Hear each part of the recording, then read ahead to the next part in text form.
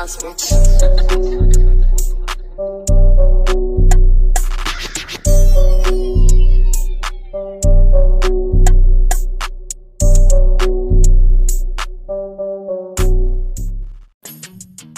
ingat dengan rumor Mesut Ozil yang sempat beredar beberapa waktu lalu? Pemain asal Jerman itu dikabarkan bakal menempur di Indonesia. Kabar ini muncul setelah pemilik Ransi Legon FC, Raffi Ahmad, mengutarakan bahwa timnya siap memboyong Ozil.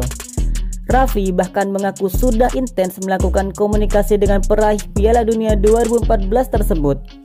Akan tetapi, kabar itu pada akhirnya tidak terwujud dan hanya sebatas menjadi rumor. Harga transfer dan gaji Ozil yang selangit disebut Raffi menjadi kendala Ransi Legon untuk mendatangkannya. Mendatangkan pemain top dunia atau terkenal memang bukan hal yang mustahil. Hadirnya pemain macam ini tentunya bakal mengangkat pamor klub sekaligus Liga Indonesia. Pada faktanya, ada beberapa pemain terkenal yang dulu sempat membela tim-tim Eropa dan kini berstatus bebas transfer. Jika memang berminat, klub-klub Indonesia bisa saja melakukan penjajakan kepada pemain-pemain berikut ini. Pertama, Ramires. Pemain asal Brazil ini tercatat tidak memiliki klub sejak November 2020.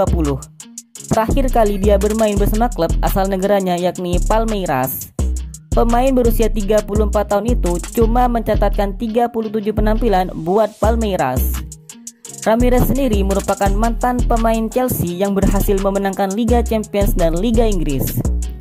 Kedua, Carlos Tevez. Di usianya yang menginjak 37 tahun, Carlos Tevez kini berstatus tanpa klub. Dia terakhir kali bermain untuk klub masa kecilnya di Argentina yakni Boca Juniors. Mantan pemain Manchester United, Manchester City, Juventus dan West Ham tersebut tentunya punya pengalaman berharga yang sangat berguna untuk klub-klub yang meminangnya. Ketiga, Laurent Koscielny. Mantan bek dan kapten Arsenal ini tercatat belum lama ini menjadi pemain berstatus bebas transfer. Dia sempat bermain untuk Bordeaux pada paruh pertama musim ini dan mencatatkan 11 pertandingan. Meski sudah berusia 36 tahun, kemampuan dan kepemimpinan Koscielny di atas lapangan masih cukup mumpuni. Menurut data Transfermarkt, saat ini harga pasaran Koscielny masih ada di 3 juta euro. Keempat, Diego Costa. Pemain bintang lainnya yang saat ini menganggur adalah mantan penyerang Chelsea, Diego Costa.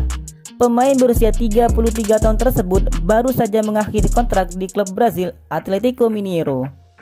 Costa hanya bermain selama 6 bulan saja di sana dan kini berstatus tanpa klub. Menurut Transfermarkt, harga pasaran Diego Costa saat ini yakni 5 juta euro.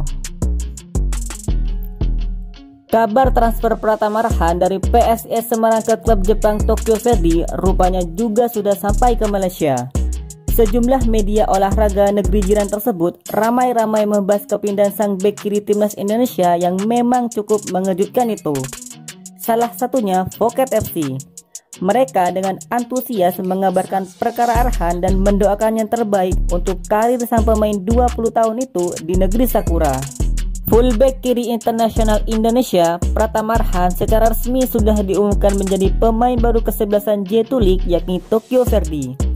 Ia adalah pemain asal Asia Tenggara pertama dalam sejarah yang akan bermain untuk Tokyo Verdy.